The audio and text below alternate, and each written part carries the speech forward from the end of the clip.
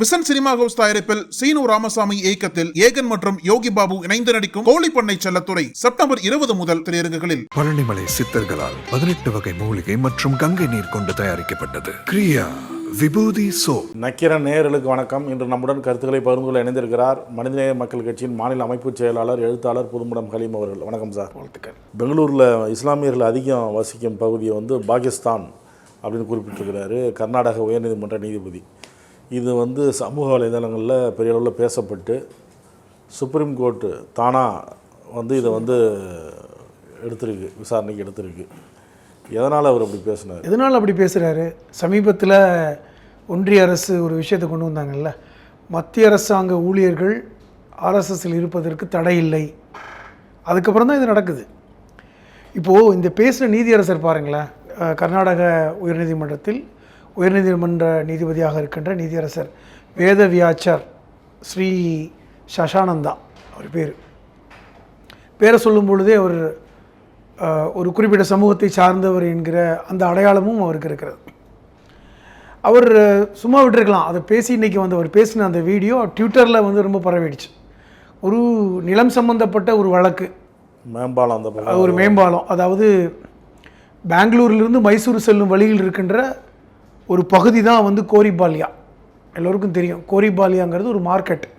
அது பெங்களூர்லேருந்து மைசூர் செல்லும் வழி. அது மேலே ஒரு மேம்பாலம் இருக்கிறது, நம்ம அண்ணா மேம்பாலம் மாதிரி. அதுக்கு பேர் கோரிபாலியா மேம்பாலம். அந்த பகுதியில் அடர்த்தியாக முஸ்லீம்கள் வாழ்கிறார்கள் என்று எல்லோருக்குமே தெரியும். இப்போ ஹைதராபாத்தில் சில பகுதிகளில் முஸ்லீம்கள் இருப்பாங்க, ஏன் சென்னையிலேயே ட்ரிபிள் கேன் போனால் முஸ்லீம்கள் இருப்பாங்க, ஐசோஸ் போனால் முஸ்லீம்கள் இருப்பாங்க. அப்போ ஒரு குறிப்பிட்ட பகுதியில் அடர்த்தியாக இருக்கிறார்.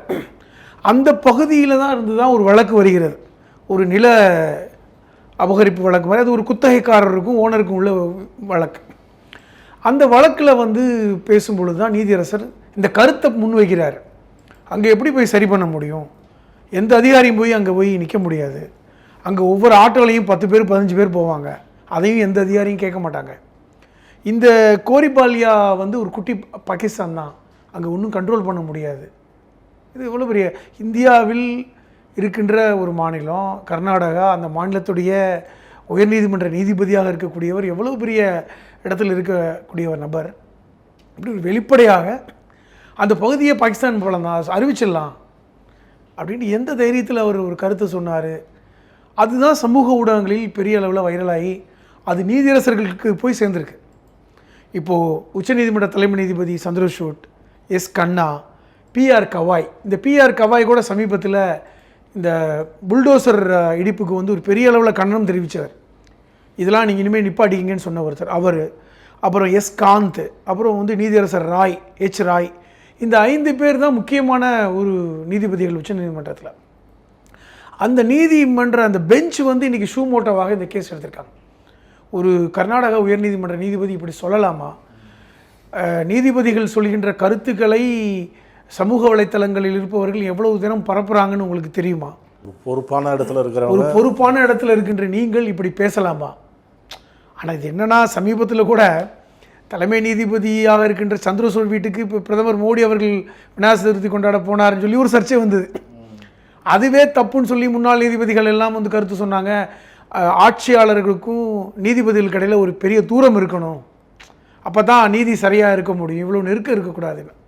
அது கூட ஒரு சர்ச்சையாக இருந்தது. அது ஒரு வேறு விவாதம்னு வைங்களேன். ஆனால் இந்த நீதிபதி, தலைமை நீதிபதி சந்திரசூட் அவர்கள் தலைமையிலான இந்த பெஞ்சு தான் இப்போ ஷூமோட்டாவே இதை விசாரிக்குது. என்ன அவங்க கவலைப்படுறாங்க? உங்கள் நெருக்கத்தை இப்படி பட்டவர்த்தனமாக காமிச்சிக்கிறீங்க. நீங்கள் இந்த மாதிரியான கருத்துங்கிறது ஒரு சாதாரண ஒரு இந்திய குடிமகன் கூட சொல்கிறத நம்ம ஏற்றுக்க முடியாது. பாகிஸ்தானுங்கிறது வேறு ஒரு நாடு, பிரித்து கொடுத்துட்டோம், அது முடிஞ்சு போச்சு, அது வேறு நாடு. இங்கே இந்தியாவில் இருக்கின்ற இறையாண்மை மிக்க இந்த பகுதிகளில் ஒரு பகுதியில் நீங்கள் இது பாகிஸ்தான் ஒரு நீதிபதி சொல்வது என்பது ஒரு அதிர்ச்சியான விஷயம் தானே. இப்போ நீங்கள் ஷூமோட்டோவாக எடுக்கலைன்னா கூட இது நிச்சயமாக அரசியல் கட்சிகள்லாம் அது ஒரு பெரிய அளவில் எடுத்திருப்பாங்க. நீதிமன்றமே இன்றைக்கி ஷூமோட்டோவாக எடுத்தனால அமைதியாக இருக்காங்க. ஆனால் இது இந்த வழக்கு அடுத்த வாரம் வரப்போகுது ஒன்று வைங்களேன். இப்போது அதை விட இப்போ நீங்கள் ஏன் நான் சொல்கிறேன்னா, இந்த ஒன்றிய அரசு நிறுவனத்தில் இருப்பவர்கள் ஆர்எஸ்எஸ்ஸில் பயணிக்கலான்னு சொன்ன அந்த விஷயத்துக்கு அப்புறம் தான் இந்த மாதிரியான கருத்துக்கள் வருகின்றன. இப்போது சில தினங்களுக்கு முன்பு, ஒரு 7-8 தினங்களுக்கு முன்பு விஸ்வ இந்து பரிஷத் டெல்லியில் கூட்டிய கூட்டம், ஒரு கான்ஃபரன்ஸில் முன்னாள் நீதிபதிகள் 30 பேர் கலந்து கொண்டது ஒரு அதிர்ச்சி. 30 நீதிபதிகள், இவர்களெல்லாம் வந்து சில மாதங்களுக்கு முன்பு ஓய்வு பெற்றவர்கள்லாம் அடக்கம். இப்போ இவர்களெல்லாம் போய் கலந்து கொள்கிறார்கள் என்றால், இப்போ ஓய்வு பெற்றப்புறம் கலந்துக்கிறாங்க வச்சுங்க, அதில் நம்ம சட்டப்பிரகாரம் தவறு இல்லை. ஆனால் 30 பேர் போய் கலந்துக்கிறாங்கன்னா இவர்கள் காலத்தில் எந்த மாதிரியான ஒரு சார்பு நிலையை எடுத்திருப்பார்கள், அந்த அதிர்ச்சி இருக்குல்ல. இப்போ நீங்கள் 30 நீதிபதிகள் போய், முன்னாள் நீதிபதிகள் போய் வந்து இதில் கலந்துக்கிறீங்க அப்படின்னா, நீங்கள் நீதிபதிகளாக இருந்த காலகட்டத்தில் எந்த மனநிலையில் இருப்பீர்கள் என்கிற கேள்வி நம்ம போக வேண்டியல. அவங்க பணி முடிஞ்சு நான் ஒரு கருத்து தான், நம்ம வந்து இதை வந்து நான் புதுசாக ஒரு விஷயத்த சொல்லலை, இல்லை நீதிபதிகளை நம்ம அவமதிக்கிற விஷயமும் பேசலை. ஏன் நம்ம பாபர் மசூதி இடிப்பு கூட அந்த தலைமை நீதிபதிக்கு எம்பி பதவி கொடுத்தாங்கல்ல பாஜக, அதை வாங்கிட்டு போனார்ல. இப்போ ஒரு நீதியரசர்கள் ஓய்வு பெற்ற பிறகு வந்து அந்த தனித்தன்மையோடு இருக்கணும், அவர்களுக்கான அந்த தனித்தன்மை என்பது ஒரு பொதுவான நிலைப்பாட்டோடு இருக்கணுங்கிறது தான் நம்ம விரும்புகிறோம். அரசியலமைப்பு சட்டம் அப்படித்தான் விரும்புகிறது. ஆனால் இப்போ முன்னாடி பார்த்தீங்கன்னா ஓய்வு பெற்றவர்கள் போனாங்க, பதவியில் இருக்கும்போது நீங்கள் நீதிபதிகளாக பயணிக்கும் போது ஒரு கருத்தை சொல்ல முடியுமா? இல்லை, அதுக்கு தான் சுப்ரீம் கோர்ட் சொல்லியிருக்கு, பணியில் இருக்கும்போது நீதிபதிகள் எப்படி பேசணும், ஒரு வழிகாட்டு நெறிமுறைகள் நீதிபதிகளுக்கு. அது வழிமாற்று நெறிமுறைகள் இப்படியா பேசணும்? ஒரு நீதிபதி கொடுக்கணும்னு சொல்கிறாங்க. நீதிபதி இப்போ நீங்கள் புல்டோசர் விஷயத்துக்கு சொன்னாங்க, புல்டோசர் இடிப்புக்கு புல்டோசர் நீதிலாம் கூடாதுன்னு சொன்னீங்கல்ல. ஒரு நீதிபதி வந்து இந்தியாவில் ஒரு பகுதி பாகிஸ்தானாக இருக்குன்னா அது அரசமைப்பு சட்டத்துக்கு எதிரான ஒரு பேச்சு இல்லை, நீதிபதி எப்படி சொல்ல முடியும்? அதனால தான் சுப்ரீம் கோர்ட் தானே எடுத்திருக்கு. இருந்தாலும் தவறு தானே. நம்ம வந்து சுப்ரீம் கோர்ட் எடுத்ததை பாராட்டுறோம். ஷூமோட்டோவாக 5 பேருக்கு கொண்ட பெஞ்சு வந்து இதை எடுத்திருக்காங்க, நிச்சயமாக பாராட்டுக்குரியது. இது கண்டிப்பாக அதற்கான வழிமுறைகளை கொடுக்கணும், நீதிபதிகள் இப்படி இருக்கக்கூடாது, அது முக்கியம். ஆனால் இது எந்த மாதிரியான ஒரு விஷயத்தை பிரதிபலிக்குதுன்ற, நீங்கள் நீதிபதியாக இருக்கும்போது எப்படி வந்து உங்களுடைய மனப்போக்கை எப்படி வெளிப்படுத்துறீங்க?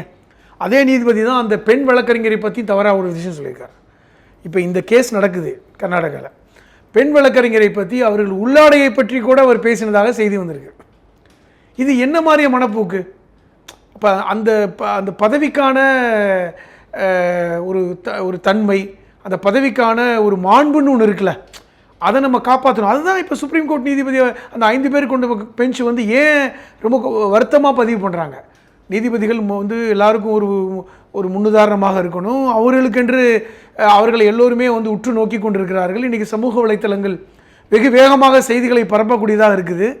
அப்போ என்ன அர்த்தம்னா, இந்த சமூக வலைத்தளங்கள் வருவதற்கு முன்பாகவும் இது போன்று இருந்திருக்கலாம், நமக்கு தெரியல.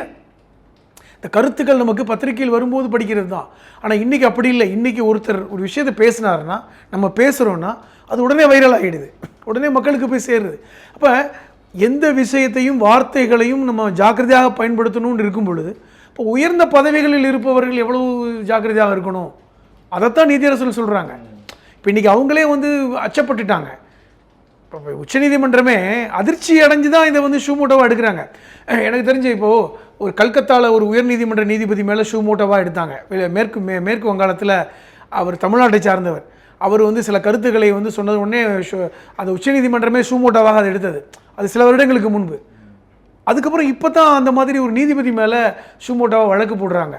அதை வந்து கேட்டிருக்காங்க, நீங்கள் வந்து கருத்து சொல்லுங்கள், எதுக்கு இப்படி சொன்னீங்க அப்படின்னு. அப்போ இவரை போன்றவர்களை உச்சநீதிமன்றம் கண்காணித்து நீக்க வேண்டின்ற ஒரு நிலைமைக்கு இன்றைக்கி வந்திருக்கு உச்சநீதிமன்றம். இப்போ இதனுடைய பிரதிபலிப்பு என்னன்னு நான் பார்க்குறேன். ஏன் இப்படி இந்த நீதியரசர்கள் பேசினாங்க? குறிப்பாக வந்து இந்த வேதவியாச்சார் ஏன் இப்படி பேசினார்? எப்படி அவரால் பேச முடிந்தது? எந்த தைரியத்தில் அவர் பேசுகிறாரு? ஒரு உயர்ந்த பொறுப்பில் இருக்கக்கூடிய ஒரு மாண்புமிகு நீதியரசர் எப்படி பேச முடிகிறது? நீதிமன்றத்தில் பேசுவது என்பது இன்றைக்கி வெளிப்படையாக எல்லாருக்கும் பார்த்துக்கிட்டு இருக்காங்க. அந்த பாலம், கோரிப்பாலியா பாலமே வந்து இந்தியாவில் இல்லைங்க, பாகிஸ்தானில் இருக்குங்கன்னா அதை நீங்கள் சாமானியனாக நீங்கள் நானும் பேசினாவே அது தண்டிக்கப்படக்கூடிய ஒரு விஷயம் இல்லையா? அது என்னங்க, இந்தியாவுக்குள் ஒரு பாகிஸ்தான் இருக்குது நீங்கள் நான் சொல்ல முடியுமா? அது வந்து தேச விரோத குற்றம் இல்லை. அப்படி நீங்களோ நானும் அந்த வார்த்தையை பயன்படுத்தினால் அது தேச விரோத குற்றமா இல்லையா? அப்போ நீதிபதி எப்படி பயன்படுத்தினார்? அப்போ இது இன்னும் மோசம். அதன் அடிப்படையில் தான் இன்றைக்கி ஷூமோட்டோ வழக்கு, அவர்கள் ஷூமோட்டோவாக இதை எடுத்திருக்கிறார்கள். நிச்சயமாக ஒரு உயர்நீதிமன்றம் அதுக்கான ஒரு வழிகாட்டுதலையும் ஒரு நல்ல தீர்ப்பையும் கொடுக்கும் என்று நம்புவோம். கர்நாடக உயர்நீதிமன்ற அந்த பதிவாளர் வந்து அறிக்கையை சமர்ப்பிக்கணும்னு சொல்லியிருக்கிறாங்க சுப்ரீம் கோர்ட்டு. கர்நாடக பதிவாளர் அதற்கான அறிக்கையை கொடுக்கணும் அப்படின்னு சொல்லிட்டு உச்சநீதிமன்றத்திலிருந்து அவர்களுக்கு வந்திருக்கிறது, விஷயம் வந்திருக்கிறது, செய்தி வந்திருக்கிறது.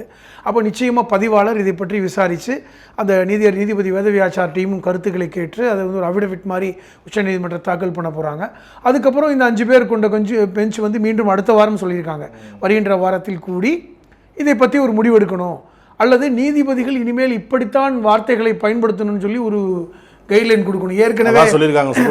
ஏற்கனவே அந்த பிஆர் கவாய் சொன்னார்ல, இந்த புல்டோசர் நீதிக்கான பெஞ்ச், இந்த புல்டோசர் இடிப்புக்கானதுக்கு நாங்களே ஒரு வழிகாட்டுதல் கொடுக்க போகிறோன்னு, அது இப்போ தான் சொல்லி முடிச்சிருக்காங்க. அது கேஸ் நடந்துக்கிட்டு இருக்கு. அப்படி சொல்லும் போதே குஜராத்தில் ஒரு 12 வீடு சூரத் அந்த முனிசிபல் கார்பரேஷன் இடித்த விஷயம் முந்தானத்தை இடிச்சிருக்காங்க. அதாவது நீதிபதிகள் சொல்லப்போனால் அந்த பிஆர் கவாயும் நீதியரசர் விஸ்வநாதனும் கொடுத்த அந்த தீர்ப்பு இல்லை கருத்து, இனிமே புல்டோசர் கொண்டு எங்கேயுமே இடிக்கக்கூடாது அப்படின்ட்டு அக்டோபர் 31 வரைக்கும் அவங்க தடை கொடுத்துருக்காங்க. அந்த தடை வருவதுக்கு ஒரு நாளைக்கு முன்பாக சூரத் கார்பரேஷன், அந்த முனிசிபல் கார்பரேஷன் அங்கே 12 பேருடைய சிறுபான்மை மக்களுடைய வீடுகளை இடித்து அது ஒரு செய்தியாக வந்திருக்கிறது. அப்போ நீதிமன்ற அவமதிப்பு தொடர்ச்சியாக நடந்து கொண்டிருக்கிறது. நீதிமன்றத்தை மதிக்கலை, பாஜக ஆளுகின்ற மாநிலங்களில் நீதிமன்ற அவமதிப்பும் நீதிபதிகளை மதிப்பதில்லை என்கிற போக்கும் தொடர்ச்சியாக இருக்குது என்பதுக்கு இது ஒரு உதாரணம். மீன் டைம் பார்த்தீங்கன்னா நீதிபதியை இப்படி ஒரு கருத்தை சொல்கிறார் என்பதெல்லாம் எந்த மாதிரியான சூழலில் இந்திய சமூகம் போய்கொண்டிருக்கிறது என்கிற ஒரு விஷயத்தை நம்ம பார்க்க வேண்டியது. ரொம்ப நன்றி சார். அது சுப்ரீம் கோர்ட் என்ன வழிகாட்டு நெறிமுறைகள் கொடுக்குது, நீதிபதிகளுக்கு எப்படி கருத்தை தெரிவிக்கணும் அப்படிங்கிறத பொறுத்து பார்ப்போம். கருத்துக்களை பகிர்ந்து கொண்டதற்கு நன்றி. என் நடிப்பை ஜெயலலிதா பாராட்ட மறுத்தார், ஏன் தெரியுமா? நக்கீரன் இதழில் சினிமா கொட்டகை டைரக்டர் ரைட்டர் VC குகநாதன் எழுதி வரும் புதிய தொடர் வாங்கி படியுங்கள் உங்கள் நக்கீரன். நக்கீரன் டிவிக்கு சப்ஸ்கிரைப் செய்யுங்கள். உங்கள் ஆதரவே எங்கள் பலம். ஆசிரியர்களுக்கு நண்பனாகவும் மாணவர்களுக்கு ஆசானாகவும் திகழும் தேர்வு வழிகாட்டி. ஒவ்வொரு பாடத்திற்கும் அனுபவமிக்க ஆசிரியர்களின் துல்லியமான தெளிவான விடைகள். CNC இருக்கு, தேர்வு பயம் எதற்கு? இது தீரன் பப்ளிஷிங் ஹவுஸ் விற்பனை வெளியீடு.